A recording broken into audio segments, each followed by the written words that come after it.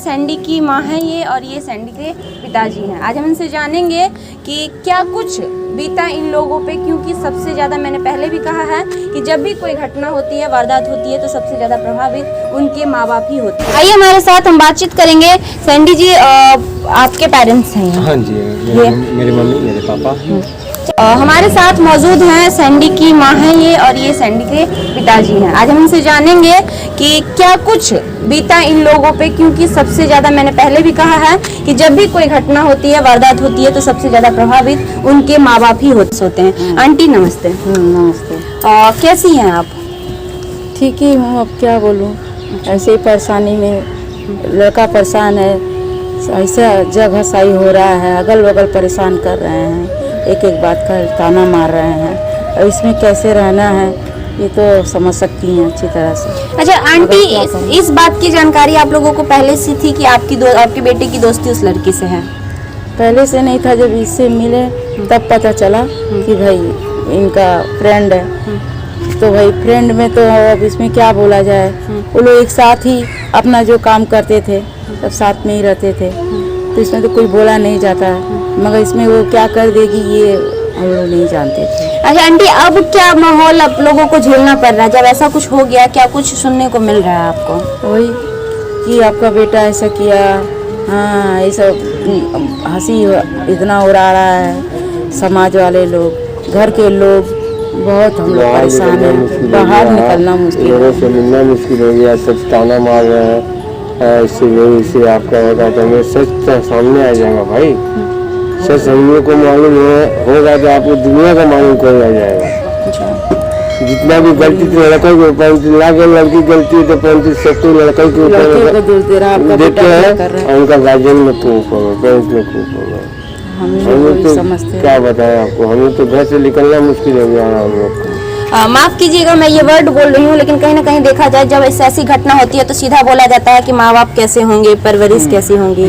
तो क्या आपका बेटा बचपन से चाहे कैसा, क्या स्वभाव था, क्या आप जिक्र करना चाहेंगे उन चीज़ों को? मेरा बेटा तो अच्छा ही था। अब ये जिस इवेंट लाइन में है तो सोचे कि भाई चलो नाम रोशन करेगा, मगर ये सब सुन के तो अंदर से हम दोनों ही तो टूट चुके हैं।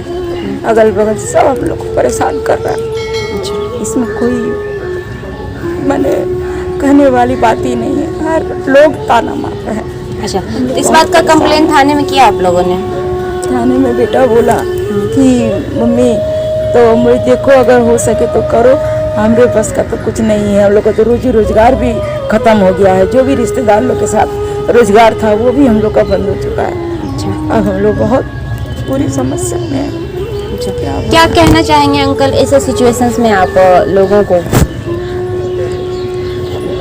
कुछ समझ में नहीं आ रहा, क्या बोला जाएगा, दुखी होगा, बोला नहीं जा सकता। अच्छा, अभी काम वाम सब कुछ घर में सही से नहीं चल पा रहा है, कैसे जिंदगी गुजर बसर कर रहे हैं? भगवान भरोसे चल रहा है, जिससे भी एक टाइम खाते हैं, एक टाइम भूखा रहते हैं हम लोग। क्या किया जाए? अच्छा, यहाँ आपका परमानेंट घर है फिर, या फिर बिहार में या फिर यूपी में है? हम लोग तो यहाँ पे तो भाड़ा पे रहते हैं, परमानेंट घर में कहीं देवघर में था। देवघर में था। अच्छा, तो वहाँ पे भी लोगों को पता चल चुका है? ज्यादातर हम लोग कलकत्ता में ही रिश्तेदार लोग हैं, और सब रिश्तेदार लोग को पता चल गया है, जहाँ जा रहे हैं सब बेटे के बारे में बोल रहा है, ये क्या किया है, क्या हुआ है, सब बहुत बहुत परेशान कर रहा है, सब हम ही लोग को मने बुरा बना रहा है। छोटे से तो हम लोग पाले पोसे रिश्तेदार लोग के सबके साथ, मगर ऐसा हुआ अब कोई नहीं जानता था, हम तो कभी सपने में भी नहीं सोचे थे, फिर कैसे ये सब हो गया हम नहीं जानते, और रिश्तेदार लोग भी इसी तरह परेशान कर रहे हैं। अच्छा, अब जब ये घटना घटित हुआ, क्या उसके बाद फिर कभी त्रिशा से मिली आप लोग, या फिर कभी वो माफी मांगने किसी तरह का? कभी नहीं। कॉल पे भी कोई बातचीत नहीं, कभी नहीं, वो न फोन की और न हम जानते हैं और न ये ही जानते हैं, दोनों जन लोग नहीं जानते हैं।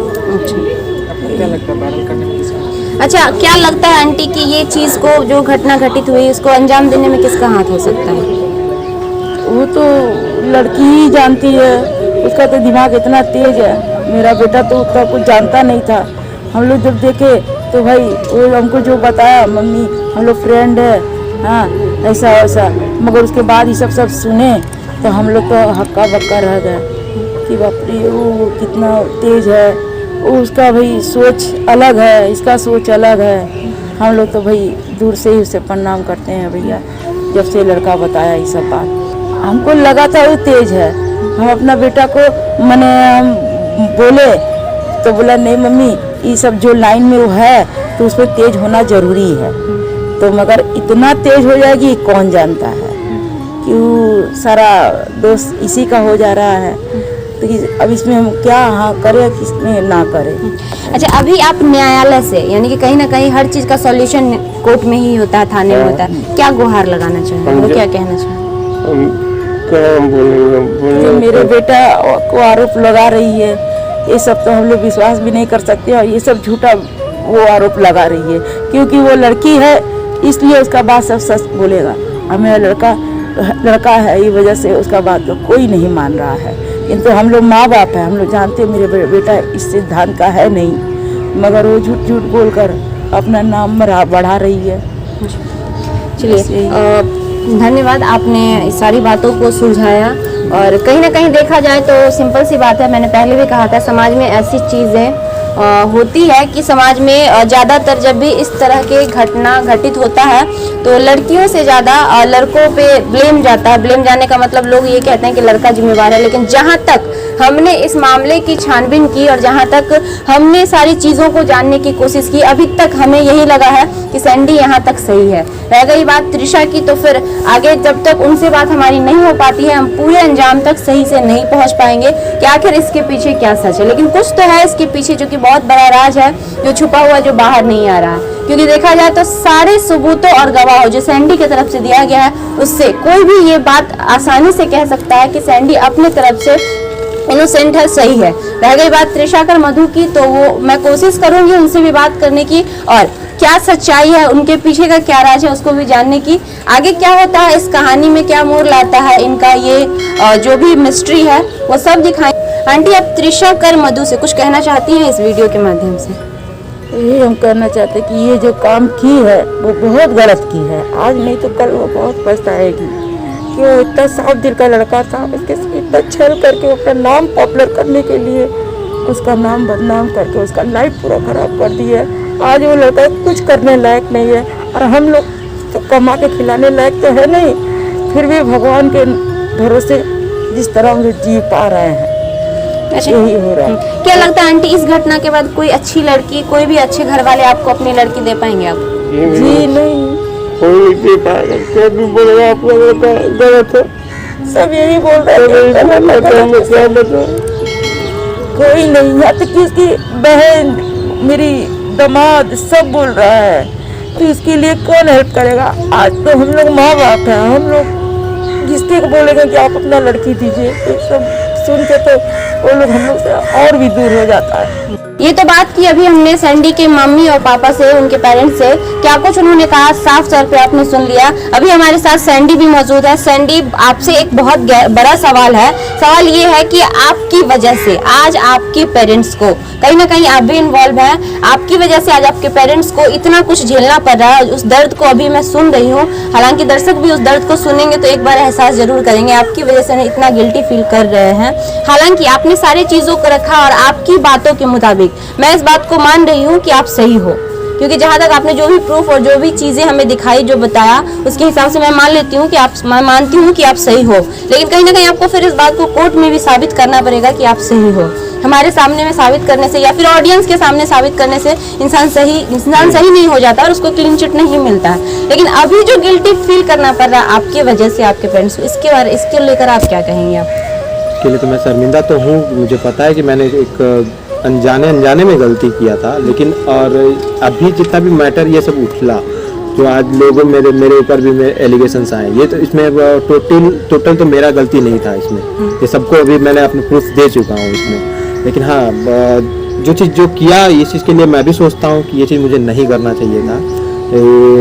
उसके लिए शर्मिंदा तो हूँ मैं कि आज मेरे वजह से मैंने अपने माँ बाप का सर उठा तो नहीं सका, लेकिन झुकाऊंगा भी नहीं, और इसके लिए मैं फेस आउट तो ज़रूर करूँगा, चाहे वो कोई भी हो इसके पीछे, किसी ने भी किया हो, चाहे वो त्रिशा हो या कोई और थर्ड पर्सन हो, कोई भी हो, मैं फेस आउट जरूर करूंगा और इसका सच मैं जरूर निकालूंगा। जी, क्या आप अपने माँ बाप को की खोई हुई इज्जत वापस ला पाएंगे?